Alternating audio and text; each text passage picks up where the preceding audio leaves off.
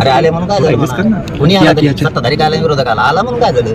तुम्ही रोज इथं झोपत होते, काय उपयोग झाला? मग तुम्ही राजकारण करायचं म्हणून करत नाही, जिथं सापडला की सोडित नाही. ते महाविकास आघाडी असून ते महायुती नीट राहत नसता महाराष्ट्रातली जनता पुरी तुमच्या मागे लागणार. तो पंतप्रधानाचा पाहुणा असला तरी जेलला कायमचा सडला पाहिजे, एवढं जनतेला माहिती. तो जो स्मारक छत्रपती शिवरायांचा जो पुतळा आहे तो त्याच्यात काही मिलावट आहे त्या पुतळ्यामध्ये, म्हणजे फायबरची ब्रॉन्झ ते नसून त्याच्यामध्ये काय असं म्हणजे शंका व्यक्त केली. आता ते सरकारनं बघितलं पाहिजे ते खरं आहे का कसं आहे. दुसरं त्यांचं एक असं म्हणणं आहे की पश्चिमेकडून वारा येतो,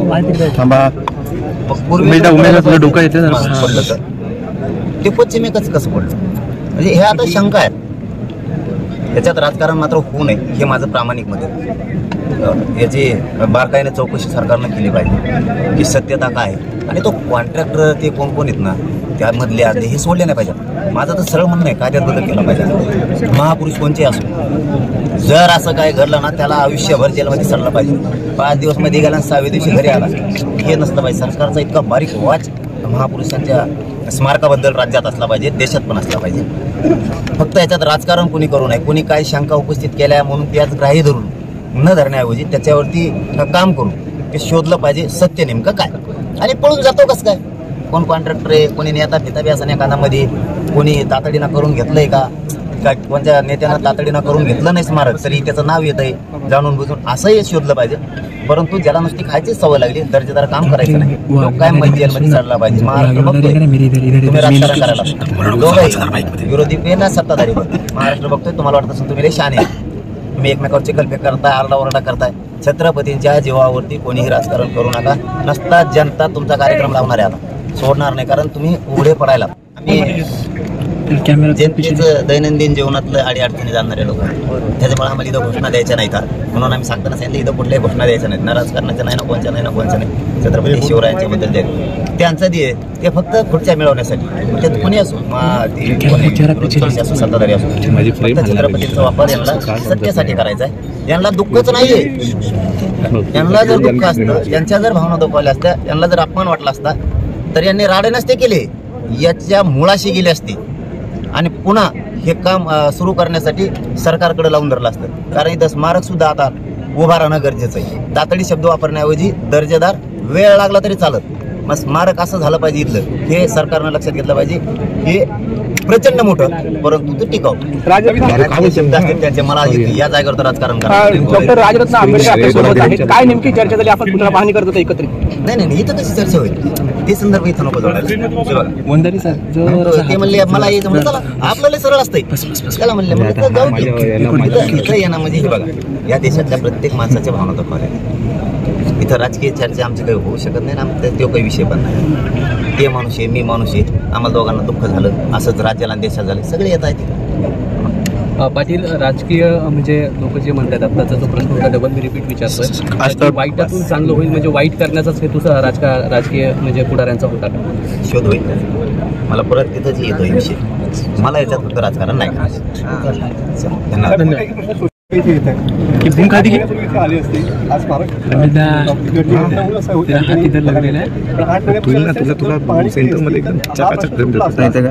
अरे आले म्हणून काय झालं?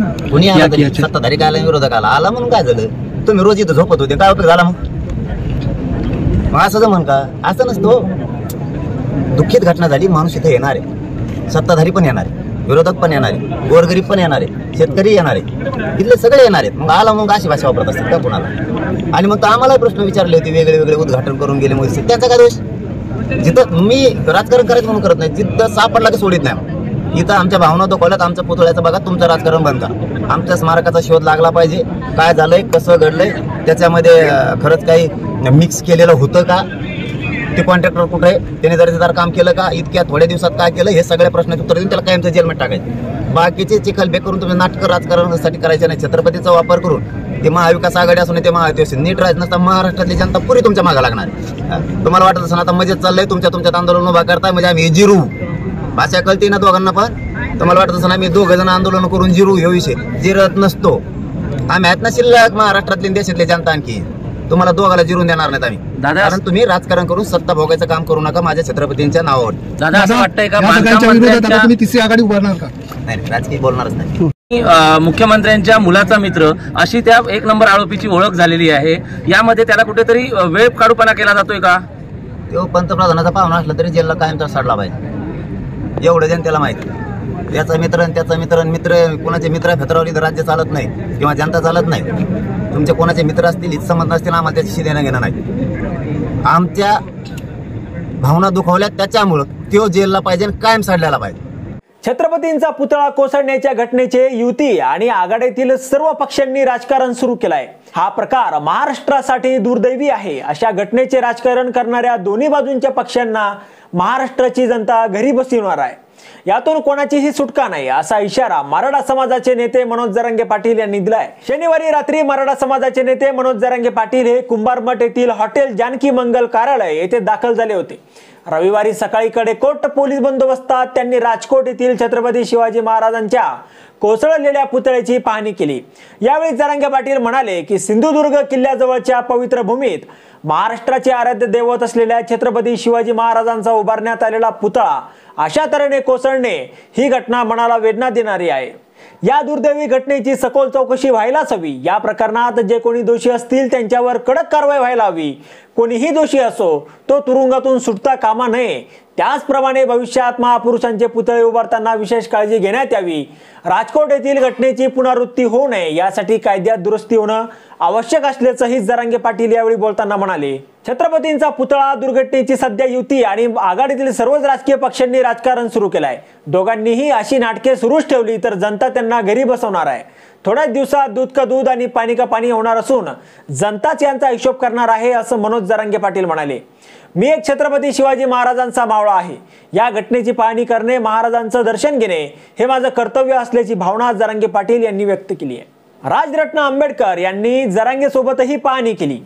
मराठा समाजाचे नेते मनोज जरांगे पाटील हे राजकोट येथे पुतळ्याची पाहणी करण्यासाठी आले असता त्यांच्यासोबत बुद्धिस्ट सोसायटीचे ऑफ इंडिया अध्यक्ष राजरत्न आंबेडकर यांनीही या ठिकाणी भेट दिली.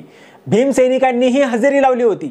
यावेळी जिल्हाध्यक्ष विद्याधर कदम, सिद्धार्थ जाधव हेही उपस्थित होते. यावर तुम्हाला काय वाटतं? तुमचं मत कमेंट बॉक्समध्ये लिहायला अजिबात विसरू नका. व्हिडिओ आवडला असेल तर जास्तीत जास्त शेअर करा.